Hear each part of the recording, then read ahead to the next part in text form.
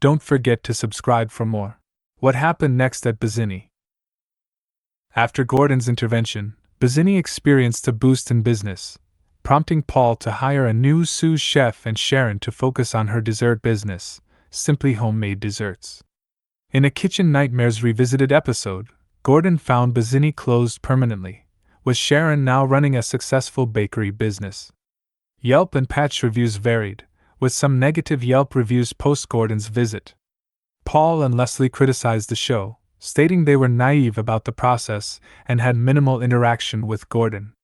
Bazinni closed in June 2010, with Paul now working as a chef at Hearth and Tap Company alongside his son Andrew, who is also a chef.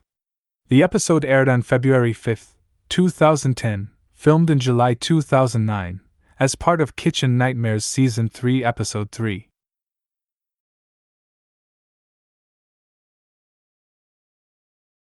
Now let's read some reviews for Bazinni.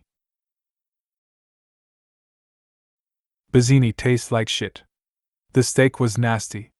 The only thing was good was Sharon's carrot cakes and chess cake. Great to see you get your own business. And leave the Bazinni alone for good you go, Sharon. Clearly some people don't get the fact that the hostess was trying to have their comfort and enjoyment as a priority. Loosen up, dude. Also, there are no stainless bowls in the restaurant that any food is served in. We were greeted by a condescending hostess who insisted that we would not want to sit near front of the restaurant, and that we will be seated in the back because we would feel cozier? How about just saying to us, "You aren't wearing enough diamonds, heels, and suits, and will disrupt our sharply dressed regulars who are seated up front." We should have just left, instead of staying to receive even colder services. And what's with serving salad in giant stainless dog bowls? Or was that also another way of treating us like naughty peasants? I am so glad that I decided to try Bazinni after watching Kitchen Nightmares. I went into my dinner expecting the worst and I left super full and delighted. Although the server I had was a little short and to the point, I thoroughly enjoyed my meal. I suggest one who goes to this restaurant sticks for the freshly made pastas. The food is prepared fresh and the pastas are made daily. The one downside to my entire meal was the bowls the pasta was served in. They are very deep, clunky, and heavy. I found it annoying to reach into the bowl every time I wanted to take a bite of my food. Overall, I enjoyed my dining experience and would definitely go back for more amazing pasta.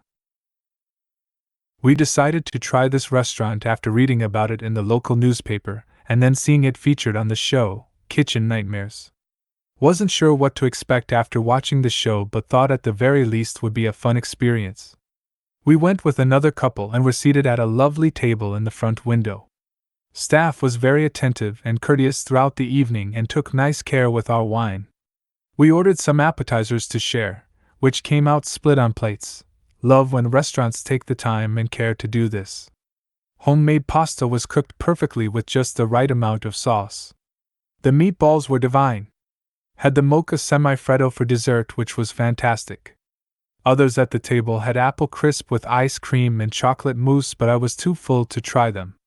We will definitely be back. This place is a gem, and I hope they find a loyal client base to keep them around for the long haul.